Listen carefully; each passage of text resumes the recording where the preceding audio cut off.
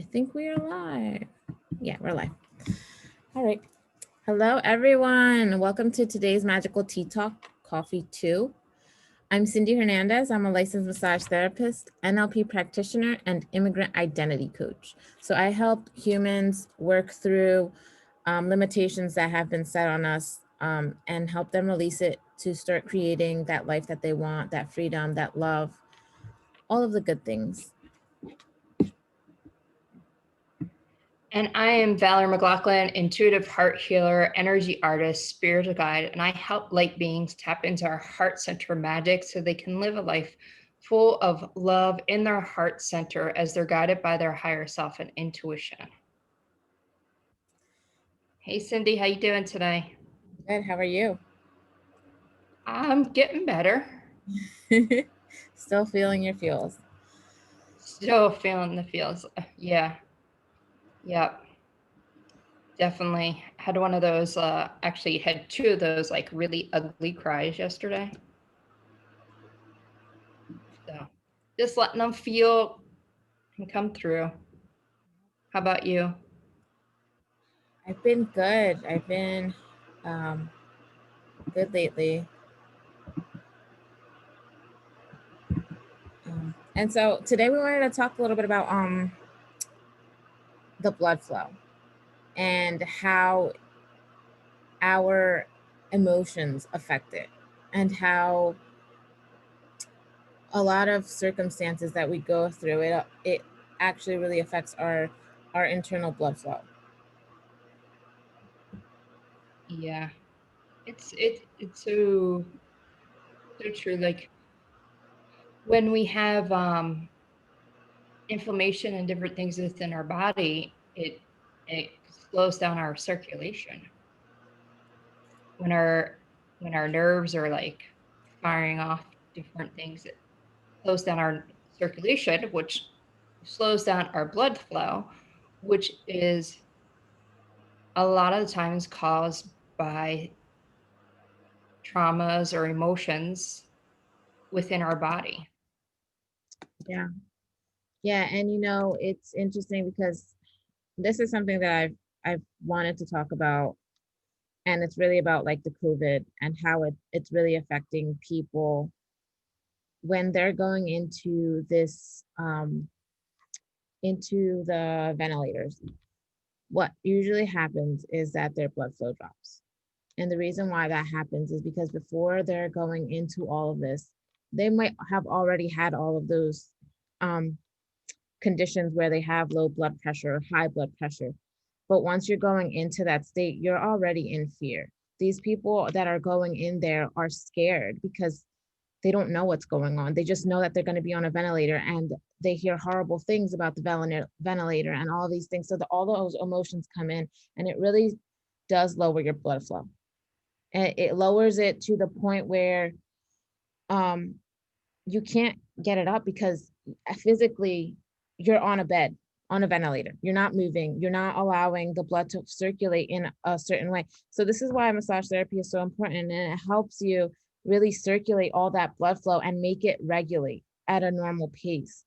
But when we're in that emotion of fear of so many things that come up, it lowers our blood flow. It lowers the way that our blood starts pumping.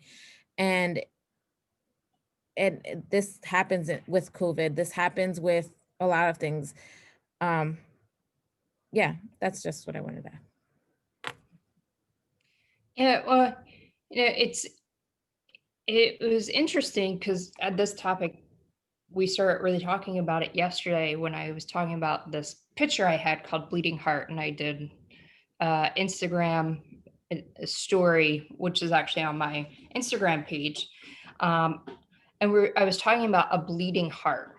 And because like when you hear that like bleeding heart, it has it lands usually twice, like two different ways on people. Like somebody's so loving and caring, like they have a bleeding heart. That's what you've heard. Like somebody that outpours to everybody else. So their heart is overflowing. So the heart is bleeding because they keep giving and giving and giving and giving to somebody else. Or you have somebody who is so sad because they've lost whatever, people in their life, places, things, whatever in their life or part of them, that they're so sad they also consider that to be a bleeding heart, which is kind of, when you think about it, you have emotions. Those are emotions that we're attaching to our heart, which actually is the thing that pumps all the blood to our body.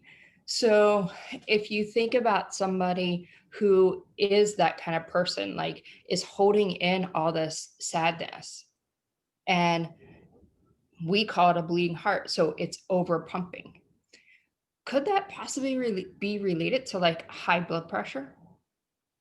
When you Yeah, I think a lot of it has to do with that because when you think of people who have high blood pressure too, and I'm not saying like I'm not claiming that this is true for everyone, but usually people that have high blood pressure tend to react a lot rather than allow your blood flow to circulate regularly. Mhm, They allow it to explode out.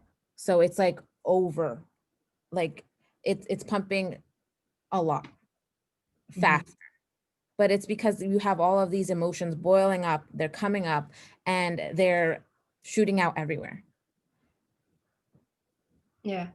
And on the other side, when you look at it as somebody is a bleeding heart, like they keep doing for others and taking care of others, if they're doing that, what are what are they doing to take care of themselves?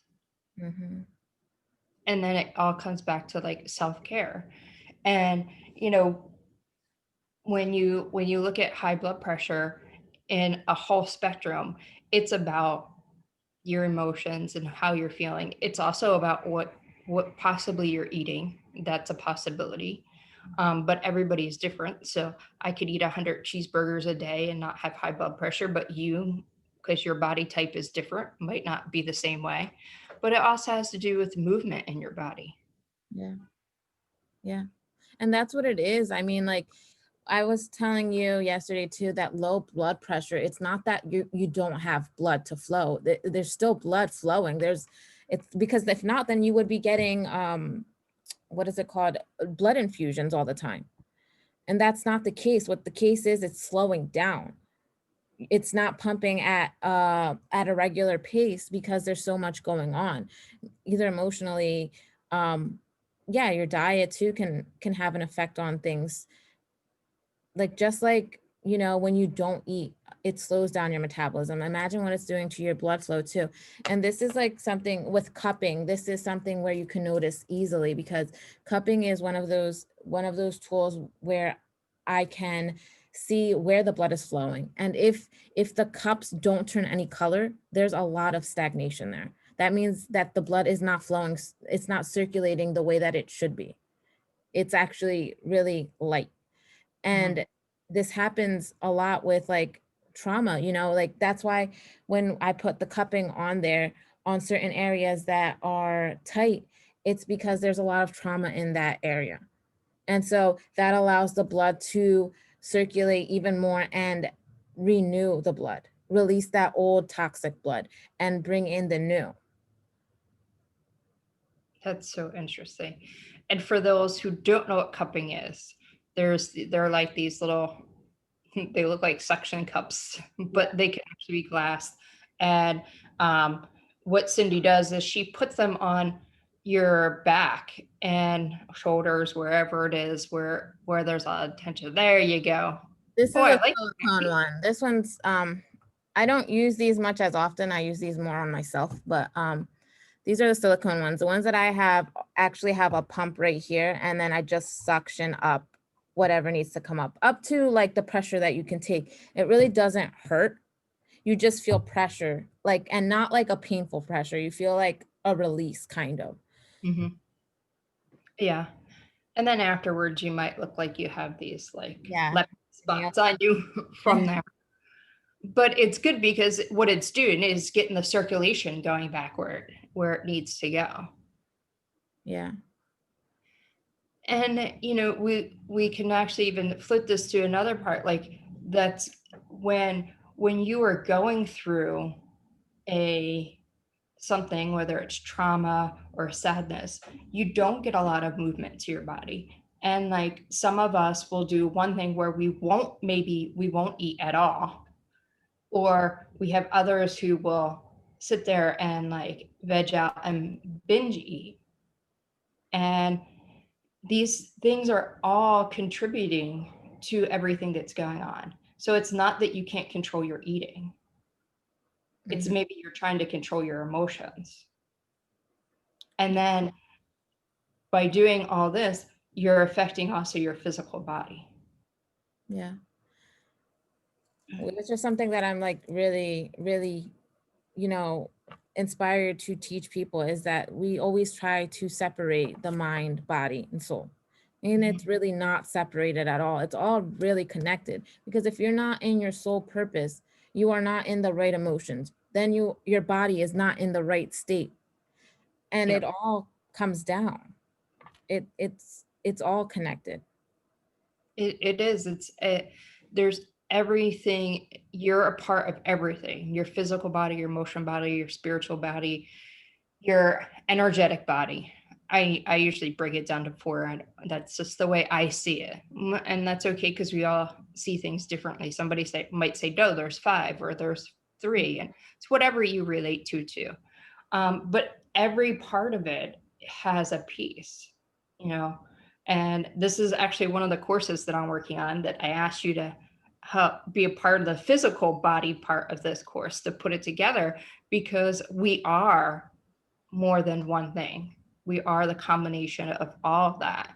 And if something is out of whack, let's say in our spiritual body, if we're like not connecting, that was my big thing. Like I would get headaches like crazy because I would cut off that connection because I wanted nothing to do with it. And it was affecting me physically. And then, like, if you have these emotions and you're not dealing with them, but you're finding other ways to deal with them, whether it's over exercising, drugs, alcohol, becoming a workaholic, binge eating, not eating, these are affecting your physical body.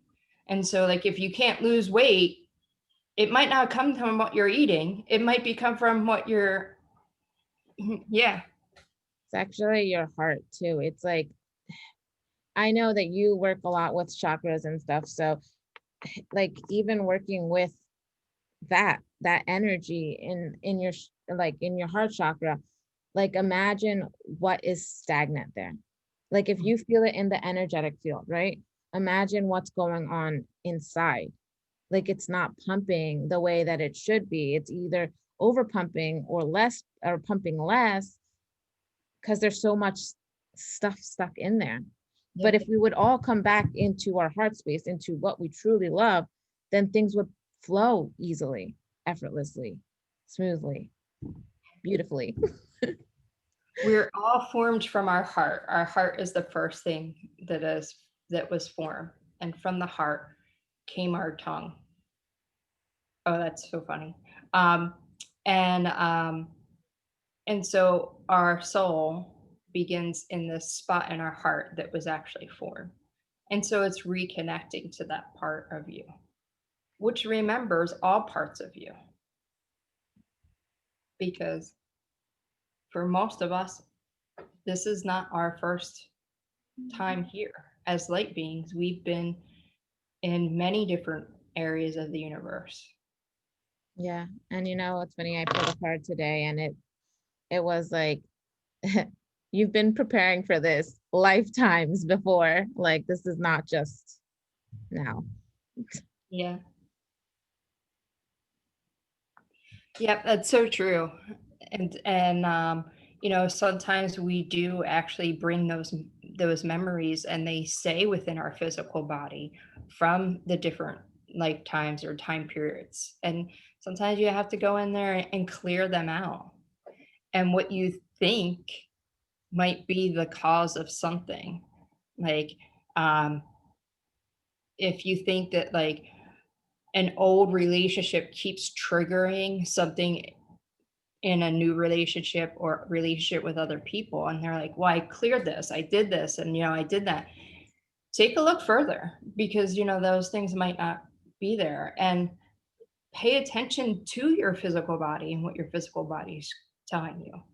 Because usually when something like that happens, there is a reaction in your physical body. And that's just another way for you to get wisdom and knowledge.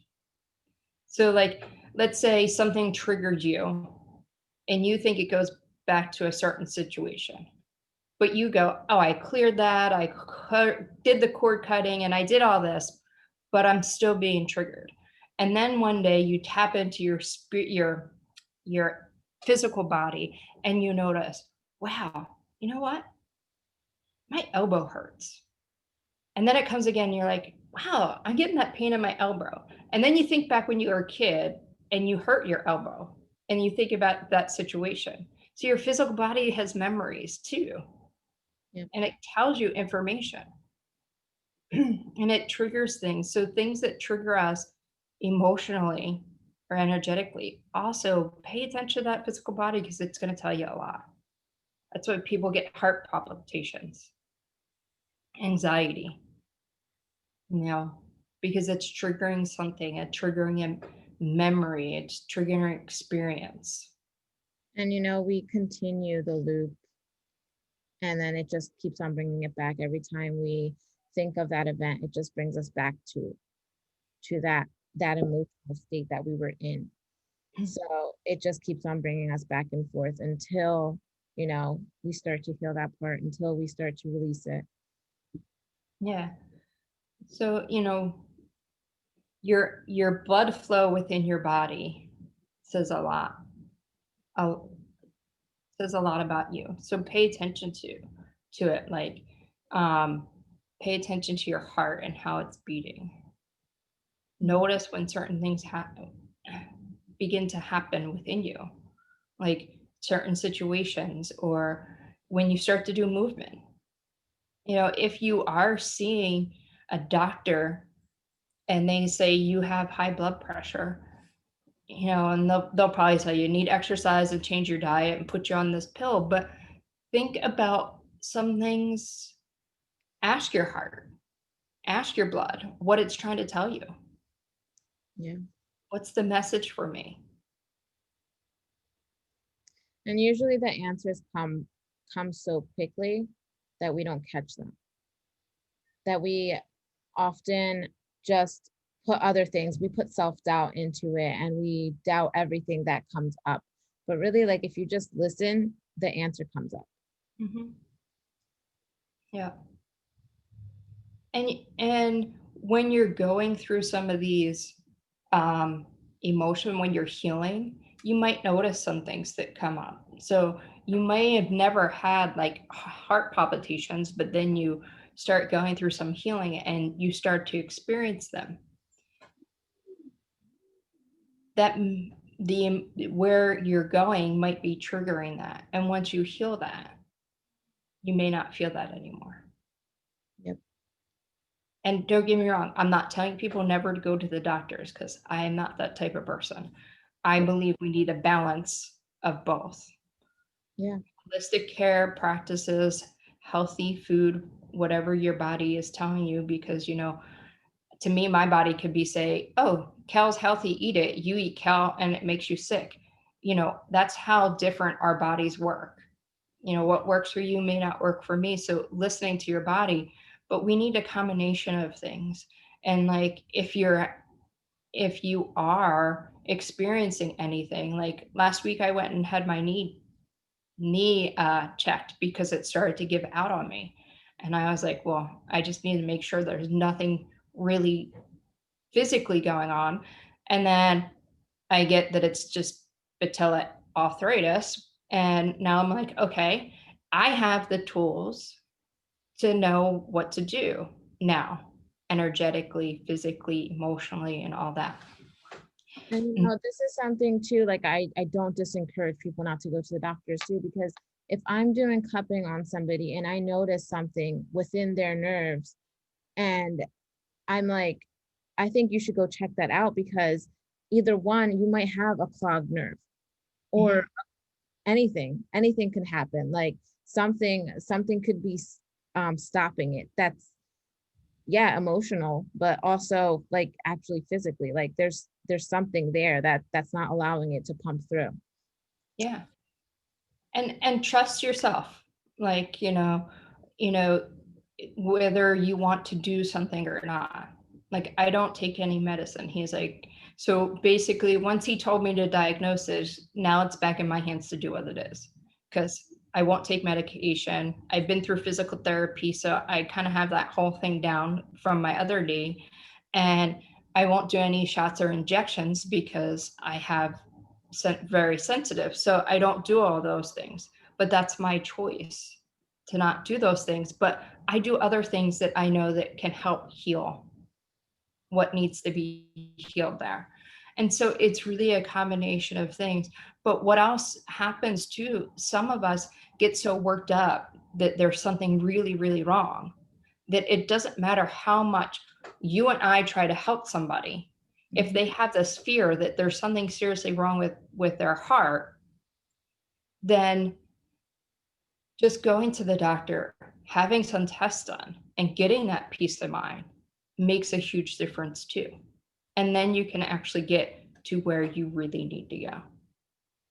It's a combination of things. Doctors and medicine was created for a reason. Yep. We need,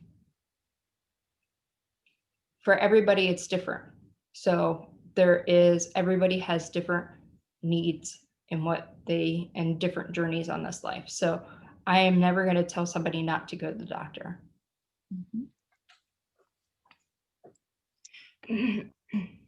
Just want to throw that out there. Since we're talking about blood flow and the heart and high blood pressure, we're just trying to inform you that there's other options that might be going on that can help you. Yeah. And How we said it's all really connected, and it's really just like, okay, if you're going to take care of the physical, are you taking care of the emotional? Are you taking care of the spiritual? Are you taking care of all of the things? Mm-hmm. Not just focusing on the one. Yeah, absolutely. So, any other comments or anything on this topic before we sign off for today? I think we're good.